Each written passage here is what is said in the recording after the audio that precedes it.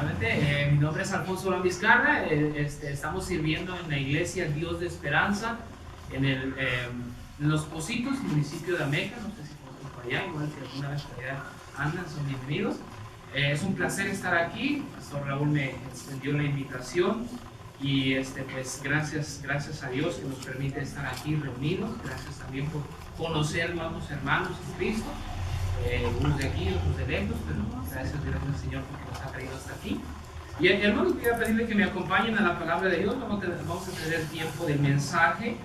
Hemos tenido ya al principio la lectura en el Evangelio de Mateo, pero quiero que me acompañe ahora, hermanos, al Evangelio. Perdón, hemos tenido en Lucas, pero quiero que me acompañe ahora al Evangelio de Mateo. Mateo capítulo 1. Mateo capítulo 1. Obviamente estamos celebrando la Navidad, hermanos, y pues vamos a estar viendo acerca del nacimiento de nuestro Señor y Salvador. Vamos a estar ahí en Mateo capítulo 1, versículos 18 al 25. Puede seguirme ahí con su vista, hermanos. Voy a darle lectura y después de esto vamos a orar. ¿Amén? Mateo capítulo 1, versículos 18 al 25. Y la palabra de Dios nos dice así: el nacimiento de Jesucristo fue así. Estando desposada María, su madre, con José, antes que se juntasen, se halló que había concebido del Espíritu Santo. José, su marido, como era justo y no quería infamarla, quiso dejarla secretamente. Y pensando él en esto, he aquí un ángel del Señor le apareció en sueños y le dijo: José, hijo de David, no temas recibir a María tu mujer, porque lo que en ella es engendrado del Espíritu Santo es. Y dará a luz un hijo y llamará su nombre Jesús, porque él salvará a su pueblo de sus pecados.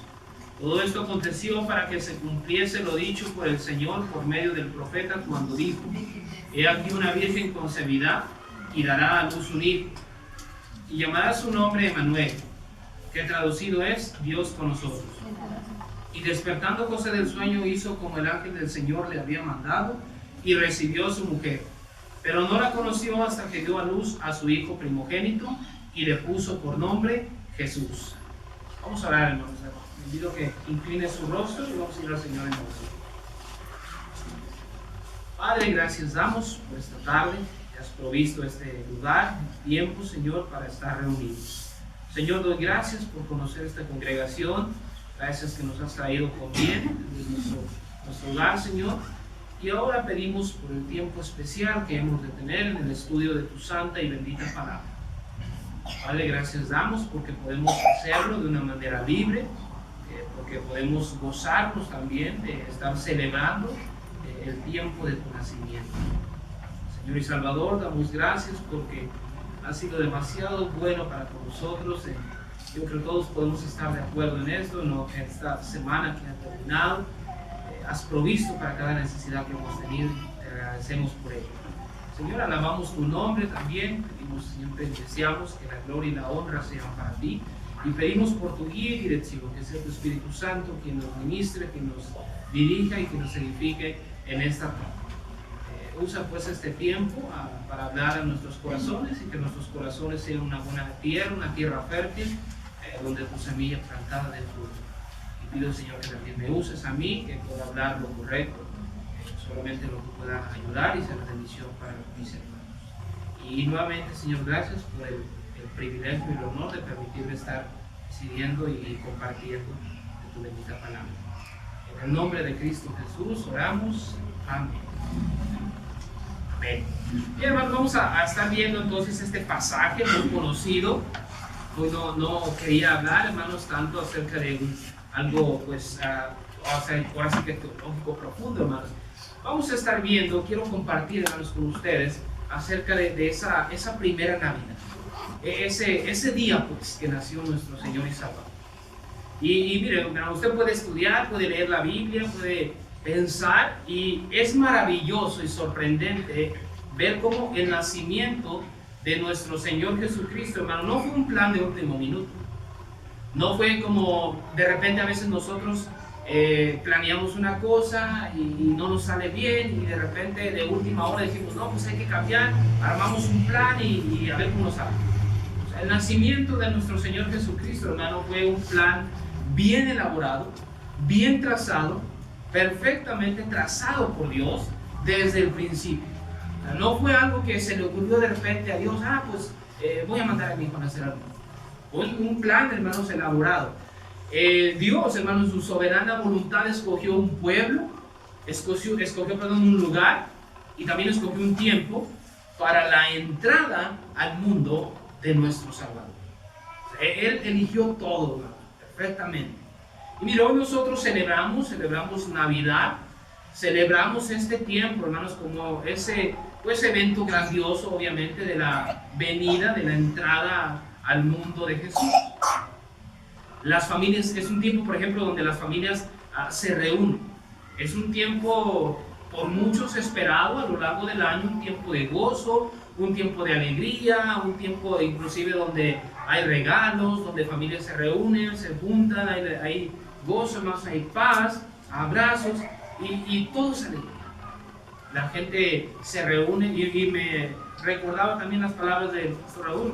Mire, muchos inclusive no siendo creyentes celebran Navidad y esperan la Navidad.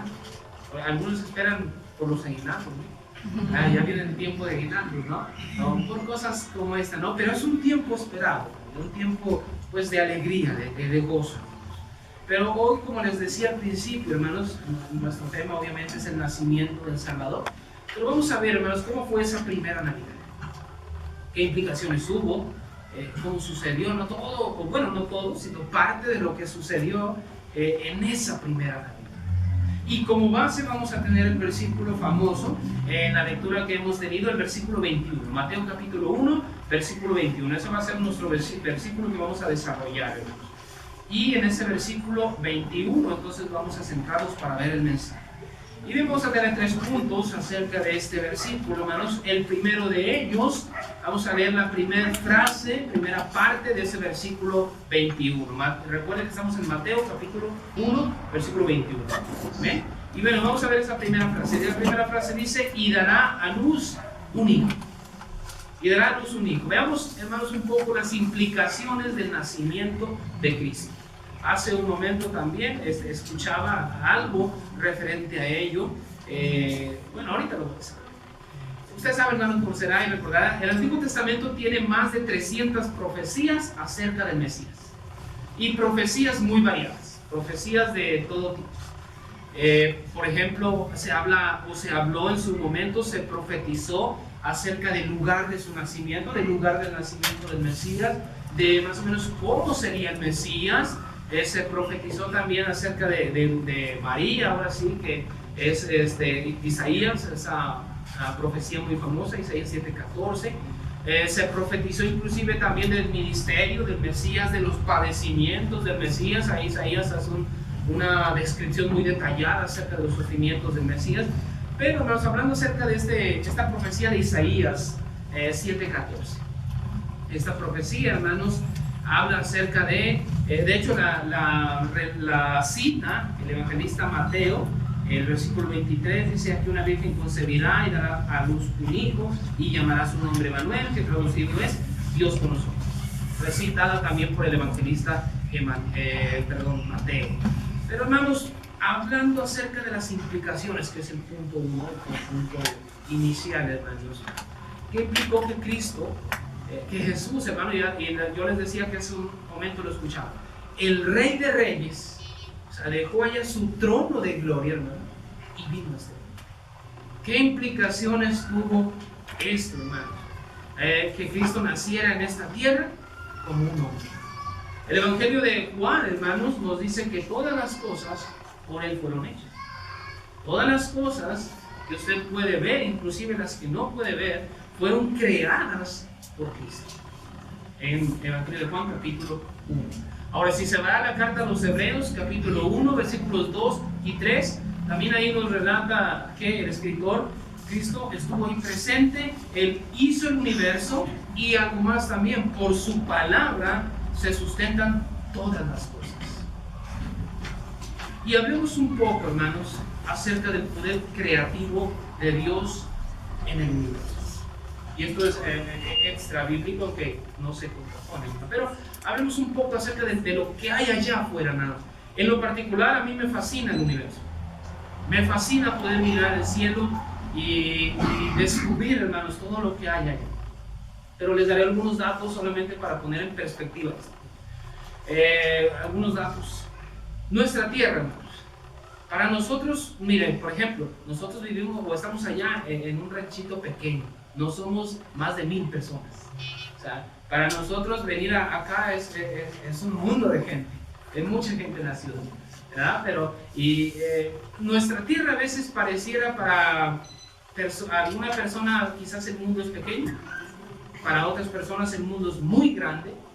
Pero mira, nuestra tierra, planeta Tierra, tiene 12.756 kilómetros de diámetro. Si avienta una línea desde aquí hasta el otro lado del mundo, eso es. 12.756 kilómetros de diámetro. Nuestro Sol, que es nuestra estrella, tiene 13.927 millones de kilómetros de diámetro. Y nuestro Sol, hermanos, para nosotros parece gigante. Nuestra estrella, si usted estudia un poco, parece algo gigante, pero no lo es. Por ejemplo, la estrella más grande conocida hasta el momento, la estrella más grande conocida se llama Stevenson 218. Esta estrella, hermanos, tiene el volumen de 10.000 millones de soles nuestros. 10.000 millones de nuestros soles cabrían en esa estrella. Ahora, las distancias en el universo, hermanos, son abismales. De hecho, ya cuando se miden distancias largas, ni siquiera se utilizan kilómetros, se hablan unidades astronómicas, son miles de kilómetros. Pero, por ejemplo, hermano, la distancia que hay de la Tierra a nuestro planeta más cercano, que es Marte, varía, obviamente, porque tienen diferentes trayectorias alrededor del Sol. Pero varía de 56.6 a 401 millones de kilómetros. Con nuestra tecnología actual, hermanos, tardaríamos más de un año en llegar a Marte. Y de hecho es lo que están haciendo ahorita, ¿no? Elon Musk está desarrollando un programa para llevar al hombre a Marte. Pero nos tardaría con nuestra tecnología actual más de un año en llegar ahí. ¿Y por qué le digo esto, hermano? Quiero poner en perspectiva el poder de Dios, el poder creativo. Y son muchos más los datos que uno pudiera estudiar acerca de todo lo que existe en el universo. Y resumo esto en esto, hermano. Todo eso lo hizo Dios. El libro de Proverbios, capítulo 25, versículo 2, nos habla o nos dice ahí que gloria de Dios es encubrir un secreto. Miren, nosotros tenemos verdades reveladas en la palabra de Dios, muchas verdades reveladas, pero también hay muchos misterios que usted y yo no sabemos y que simplemente Dios no nos quiso revelar. Usted sabe, la revelación de Dios también ha sido gradual. En el Antiguo Testamento ni se imaginaban que hoy existiéramos como iglesia. La revelación de Dios al hombre ha sido gradual. Hay muchísimas cosas que no conocemos, misteriosas para nosotros, pero que ellas también nos hablan de la gloria de Dios. Y yo le digo esto, hermano, porque aquel Señor de señores, Rey de reyes, que hizo todas estas cosas, que creó el universo, la vastedad del universo, hermanos, imagínense, en ese día, esa primera Navidad, hermano, ese ser que creó todo, se permitió nacer como un humano. Y hace su momento leía la lectura tan famosa en Filipenses capítulo 2, versículos 5 al 11. El ejemplo de Cristo de la humildad. Y esos versículos nos hablan y nos dicen, ¿verdad?, que hay en nosotros ese sentir que hubo también en Cristo Jesús, el cual, siendo en forma de Dios, no estimó ser igual a Dios como cosa que aferrarse, sino que se despojó a sí mismo y vino a esta tierra, hermanos, como un humano. Muchas veces usted y yo nos sentimos a lo mejor algo en esta vida. Nos sentimos grandes quizás en esta vida. Pero realmente, hermanos, somos seres finitos. Somos seres que vamos a estar aquí en este mundo. La Biblia nos dice que alrededor de 80 años vamos a estar en este mundo y no nos amamos. En realidad somos seres, si nos tratásemos de comparar a Dios, seres insignificantes.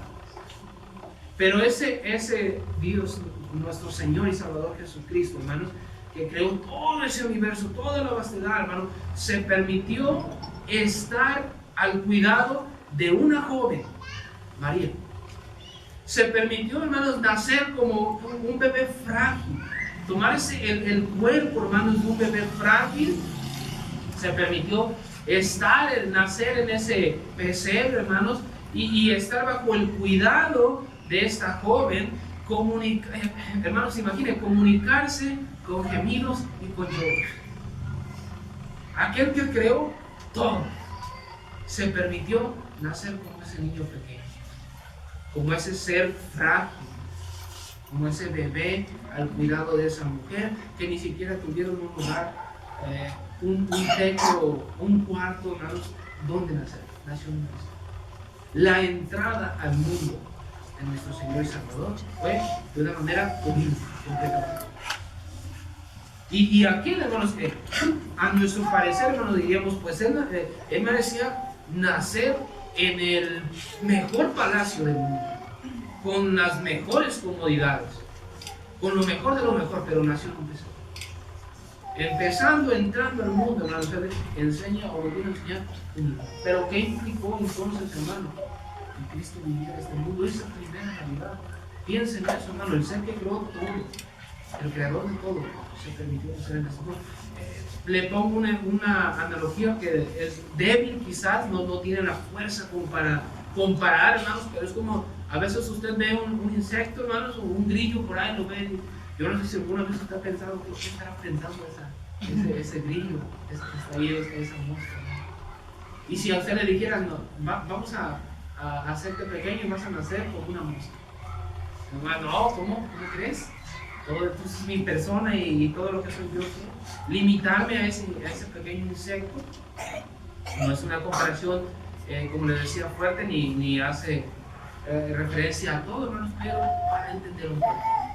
Cristo dejó su trono de gloria allá en el cielo y no tenía que venir. No tenía que venir, hermano, pero lo hizo. Lo hizo, ¿y saben por qué? Por amor a usted y a mí. Él vino a la tierra a nacer como ese pequeñito. Por eso en esta primera frase dice, y dará a luz un hijo. Un bebé. Así vino Cristo. Recuerde eso. Obviamente, nuestro centro de celebración es el nacimiento de Cristo en este mundo. Todo por lo que es Navidad es por Cristo. Y ahora, eso tiene que ver con el cuerpo de creyente, ¿no? Porque muchas gentes hablan o celebran de Navidad, pero están hablando de Navidad y nunca mencionan a Cristo. Ni se acuerdan de por qué celebran Navidad. Ellos piensan en Navidad en otras cosas, ¿no? Aunque ese es otro tema, ¿no? Pero la esencia de la Navidad obviamente es Cristo, es el nacimiento de Cristo, de nuestro Salvador, de la entrada al mundo de nuestro Salvador. Nos dará a luz un hijo. O sea, las implicaciones de su nacimiento, recuerde esto. ¿Qué implicó? Que Cristo dejara ya su trono de gloria, toda lo que él era ya, hermanos, y vino a esta tierra a nacer. Y una cosa más, hermano, vino a nacer a este mundo sabiendo que le iban a matar, sabiendo que no le iban a creer, sabiendo que lo iban a golpear, estoy hablando ya acerca de sus padecimientos, que le iban a humillar. A lo mejor ha estudiado, ha leído, nosotros estamos estudiando allá en los Pocitos, hermanos, estamos estudiando el Evangelio de Mateo y estamos casi por terminar. Lo que padeció Cristo en la cruz fue horrible. Físicamente, estudia, hermanos, a lo mejor lo ha estudiado, quizás, todo lo que sufrió horrible para darnos salvación a usted. Pero todo comienza con esa decisión. ¿Quién me un hijo? Dará a luz un hijo. Luego, hermanos, vamos a seguir avanzando. La segunda frase también nos dice recuerden que estamos en Mateo capítulo 1, versículo 21. Y ahora nos dice, y llamará su nombre Jesús. Llamará su nombre Jesús. El significado, pues, de su nombre. Mire, Jesús era un nombre muy común para la época, para el tiempo. Jesús era tan común para ese entonces, hermano, que no sé si usted habrá escuchado ya anteriormente de ese historiador judío llamado José. Tiene muchas historias, no fue un escritor o comentarista bíblico, sino un historiador. Pero este hombre, Josefo, hermano, menciona en sus escritos 12 hombres diferentes con el nombre de Jesús para su tiempo, para el tiempo de Cristo. Pues Jesús era un hombre en el pueblo hebreo, hermanos, común. Y su significado completo es la salvación de Jehová. Eso significa Jesús, la salvación de Jehová. Pero cuando el ángel, hermanos, aparece, en este caso estamos viendo cuando se le aparece a José y le anuncia el nacimiento de Cristo, hermano, el ángel dice: y llamará su nombre Jesús. La profecía que había yo citado y que también el evangelista lo cita en Isaías 7:14 dice que su nombre será Emmanuel, que traducido es Dios con nosotros. El ángel, hermano, estaba anunciando la futura manifestación encarnada de Dios. Eso era el anuncio que estaba dando el ángel, que le dio el ángel a José. Sin duda, hermanos, esa primera Navidad, como les decía yo al principio, ese año, ese evento, hermano, fue trascendental. Miles de niños nacen en el mundo. Hoy, hermanos, han nacido muchos niños alrededor del mundo. En ese tiempo nacieron muchos niños también, hermano, pero el nacimiento de ese pequeño, el nacimiento de ese bebé, hermanos, fue trascendental para el mundo. Marcó, hermanos, un antes y un después. Si recordamos, hermanos, por ejemplo, cómo era la relación de Dios y Dios. Había profetas, había sacerdotes, había jueces, siempre había esa intervención o esa necesidad de un intercesor, hermanos. Pero ahora viene Cristo, nace en la tierra, crece, principia su ministerio, tiene todo su ministerio, hermano, muere en la cruz. Y ahí al final de su vida en la cruz, citando también las palabras de Mateo, hermanos, él dice que el velo del templo se rasga. Usted conoce, recordará, hermanos, qué implicó esto. La entrada a Dios estaba abierta. Ahora, hermanos, como lo relata también Hebreos, podemos ir al trono de la gracia gratuitamente, hermanos. Algo que en el Antiguo Testamento no teníamos. Hermano, en el Antiguo Testamento no tenían esa bendición de voy a orar a Dios. Ahora, como ahora la tenemos. Usted puede, hermano, miren, por ejemplo, me gusta mucho lo que dice Salmo, el libro de Salmos. Salmos capítulo 8, versículo 4. Si gusta, acompáñeme ahí. No vamos a estar viendo demasiados versículos, pero Salmos, capítulo 8 y versículo 4. Porque este salmo, hermano, nos habla acerca de la pequeñez del hombre, hermano, la gloria de Dios, la magnificencia, lo grandioso de Dios. Pero miren lo que dice el versículo 4. Bueno, desde el 3. Salmos 8, 3 y 4. Cuando veo tus cielos, obra de tus dedos, la luna y las estrellas que tú formaste, luego dice el 4, digo, ¿qué es el hombre? Para que tengas memoria de él, y el Hijo del Hombre para que lo visites. El salmista, hermano, miraba el cielo, el universo, lo maravilloso y lo grandioso, y él caía en cuenta de decir, pues, ¿qué soy yo? Para que el Rey de Reyes y el Señor de Señores viniera a este mundo. ¿Lo merecemos? No lo merecíamos. Pero Él vino a este mundo. Mire, ese gran amor que Él tuvo para con nosotros se demostró en Él, en que Él descendió de este cielo. Por eso el nombre Emmanuel, que dice, traducido es Dios con nosotros. Dios vino a esta tierra, nos visitó, nos mostró su amor, hablando de su ministerio, nos curó, bueno, hablando también acerca del hombre, nos curó de enfermedades, mostró su gloria, sanó pues enfermos, quitó también o libró de la opresión del enemigo a gentes, a personas que obviamente estaban poseídas, hermano, nos abrió el camino hacia Dios. Dios pues encarnado aquí con nosotros. Por eso, hermanos, ese pequeñito que nacía ahí sería el hombre que cambiaría el mundo. Vuelve a Mateo, hermanos, en el capítulo 1, versículo 21. Llamará su nombre Jesús, Ese es el significado, hermanos, de su nombre. Dios mismo bajó al cielo, estuvo aquí, anduvo con los hombres, mostró el amor de Dios. Mire, es interesantísimo ver, hermano, cómo en ese tiempo, usted sabe, Jesús acusó mucho a fariseos, saduceos, escribas, porque ellos, que se suponía, eran los representantes de Dios, eran los que tenían que enseñar al pueblo, hermanos, y ellos creían que servían a Dios, pero Cristo constantemente les llamó. Cristo vino a mostrar, hermanos, cómo era o cómo debería ser un verdadero seguidor. Ejemplos de humildad, el gran ejemplo de Cristo, hermano, lo que siempre decía Cristo, buscar o que nosotros buscáramos la humildad, ser humildes. Eso es lo que buscaba, o lo que Cristo mencionó muchas veces. Es Dios con nosotros porque Él nos muestra, hermano. Es maravilloso, hermanos, ver cómo Él en su palabra nos muestra cómo podemos vivir en esta vida y cómo podemos vivir bendecidos. Yo hoy les decía a los hermanos que ya en la congregación, hermano, aquí tenemos un manual de vida. En la medida en la que nosotros lo sigamos, nuestras vidas serán bendecidas. Nosotros somos los que hacemos que nuestras vidas no sean lo que deberían de ser. ¿Por qué no obedecemos? No queremos obedecer a la palabra de Dios. Pero esa primera Navidad, hermano, Dios mismo descendió y estuvo con nosotros. Voy a seguir, hermano, sigo hacia adelante. Versículo 21, recuerde que solamente estamos viendo este versículo. Y la última frase dice: porque Él salvará a su pueblo de sus pecados. La misión, hermanos, vemos en este tercer punto la misión del Salvador.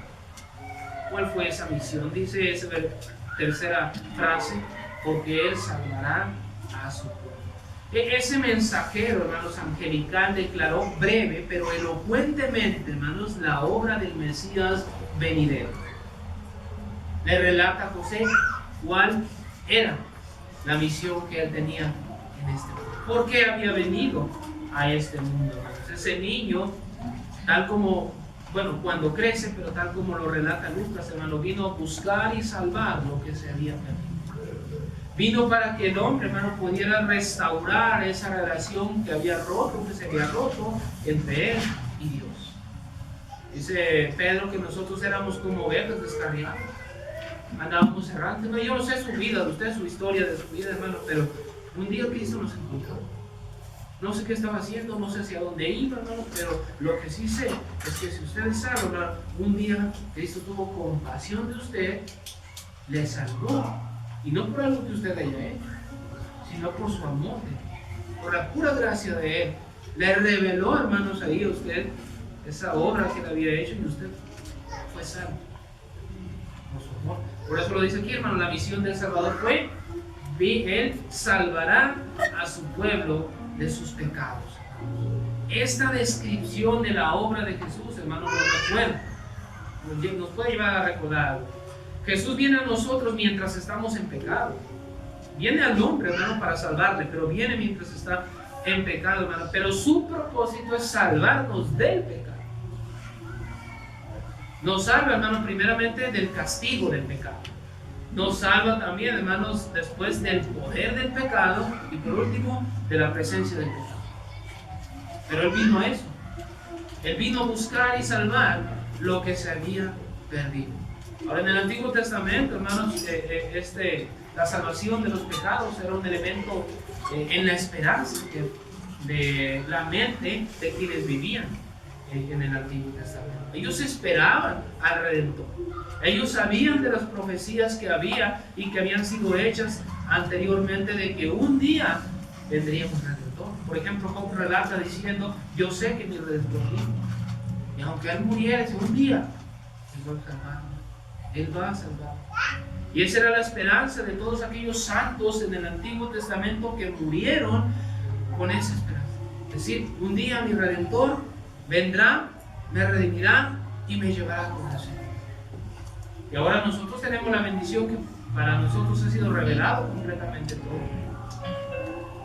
Y llama también la atención, como lo dice, hermano, el versículo 21, a su pueblo. salvará a su pueblo. No estaba hablando específicamente del pueblo de Israel.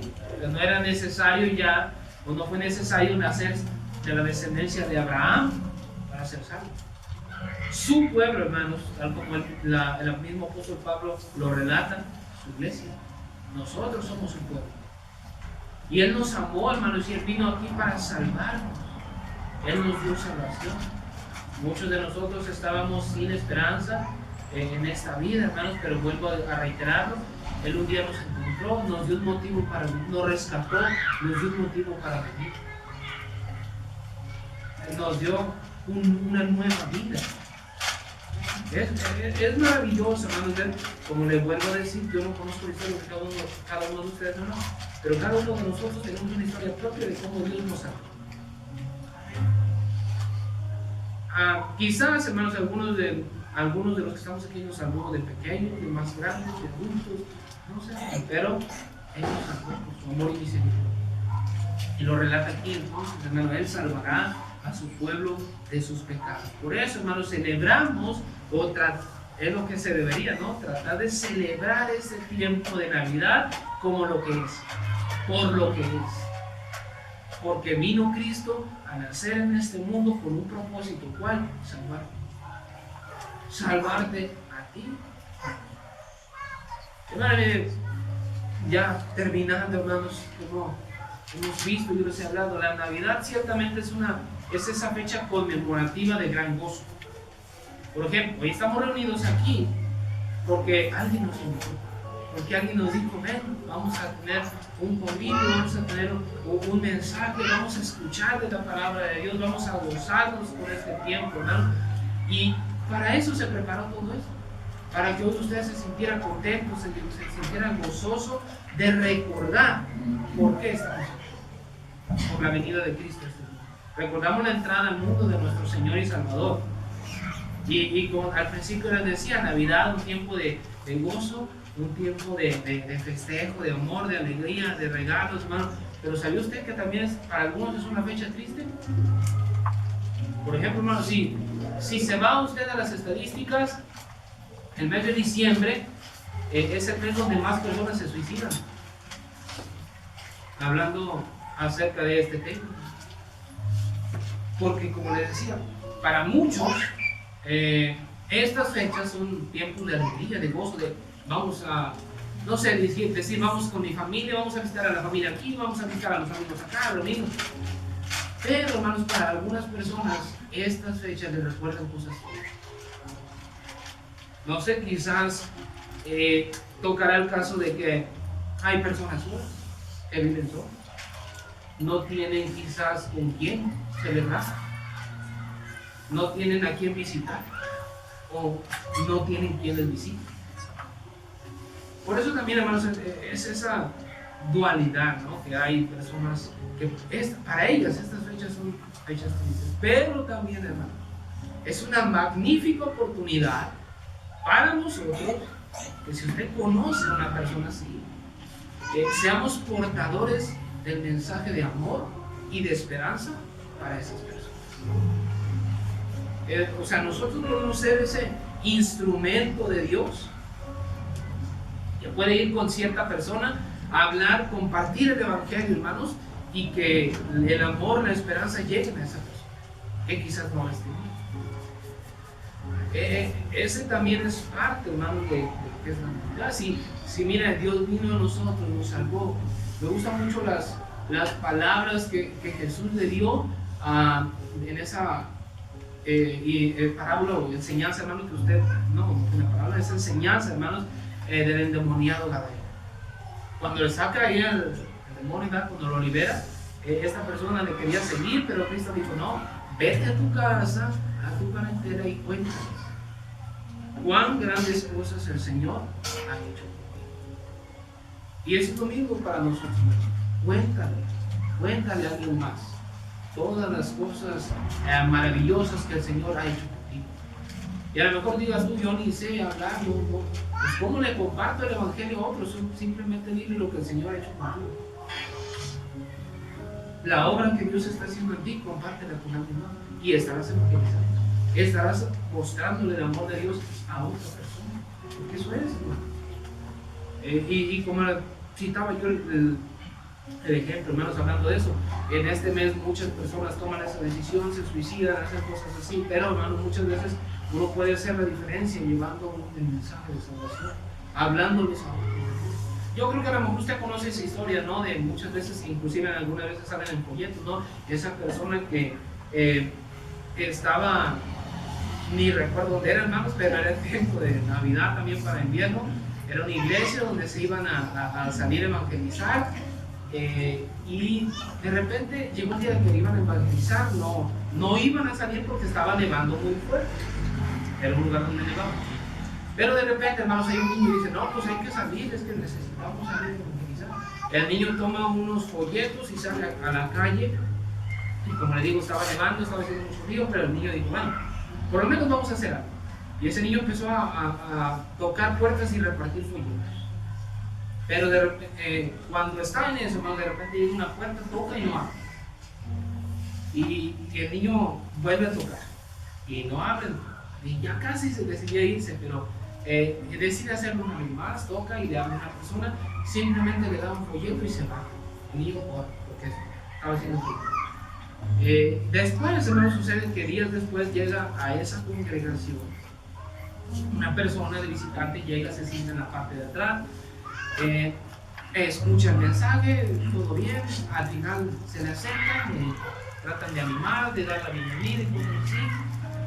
Pues resulta, hermanos, para no ser larga, que esta persona que llegó de visitante, hermanos, ese día de que el niño fue y se dio el folleto, hermanos, ese mismo día esa persona había decidido quitarse la vida. No recuerdo muy bien, hermano, pero creo que esta persona no, cuando el niño estaba tocando, hermano, esta persona no salía porque ya estaba con su soga ahí y estaba a punto de ahorcarse, ¿no? Pero por alguna razón sale, abre la puerta, recibe ese folleto que le da al pequeño, lo lee, hermanos. Dios le habla a su corazón y sale, o por lo menos va a la iglesia, escucha el mensaje y después sale. O sea, básicamente lo que le quiero decir, hermano, que no saben el alcance que puede tener, hermanos, con alguien que usted le lleve el mensaje, lo que le diga, lo que usted puede decirle a alguien más. Simplemente, hermanos, a veces hay personas que necesitan escuchar que les digan, hermano, Cristo te ama. Y no que les vengan a decir, ¿verdad? Porque de repente sucede, es que tú eres un pecador y puedes ir al infierno. Esa no es una manera de utilizar. Pero, hermano, muchas veces uno puede hacer la diferencia. Y sobre todo yo le digo en estas fechas, llevemos el mensaje de amor, ese mensaje de salvación a más personas. Porque, vuelvo a decir, podemos hacer la diferencia. He conocido, hermanos, personas que han sido salvas de muchas maneras inimaginables. Y que usted puede decir, ¿cómo es posible que así fue salva? Dios obra así. Pero podemos ser instrumentos nosotros para que personas sean salvas. Recuerde eso, no lo olvide. Tema central de que estamos reunidos aquí hoy es el nacimiento de Cristo. Que vino al mundo Cristo a salvar lo que se dio. Vamos a terminar con una oración. Inclinen su rostro, hermano. Le invito a orar. Padre, agradecemos nuevamente, Señor. Yo te agradezco por esta oportunidad que me das de compartir de tu palabra. Y, Señor, en un tema tan maravilloso como lo es tu nacimiento en este mundo, Señor, trascendental, de suma importancia. Gracias damos por ese amor que tuviste para que nosotros al venir a la tierra nacimos. También, Señor, pedimos, como hace un momento lo mencionaba, pedimos que siempre recordemos eso cuando estamos reunidos. Que muchas veces nos reunimos y no pueden faltar los regalos, la comida, los abrazos, los buenos deseos, pero que también nunca falta, Señor, el tema central. Y no solamente en este tiempo, sino que todo el año recordemos para que un día viniste a la tierra a nacer y a morir, para darnos salvación. Doy gracias, Señor, por esta congregación. Doy gracias por el pastor Raúl que me ha extendido la invitación, Señor. Sigue fortaleciéndolo, sigue dándole palabra para edificar tu iglesia en este lugar. Ya tienes, nosotros venimos de visita, Señor. Pedimos que nos lleves con bien en nuestro regreso a casa. Porque allá, Señor, donde tú nos tienes, nos permitas ser instrumentos útiles en tus manos. Por favor, Señor, seamos luz en medio de estas tinieblas. Como tú lo relatas ahí en Filipenses, somos esos faros encendidos, o debemos resplandecer en medio de una generación maligna y perversa. Ayúdanos a hacerlo así. La gloria y la honra sean para ti. Pedimos esto en el precioso y maravilloso nombre de tu Hijo amado Cristo Jesús. Amén.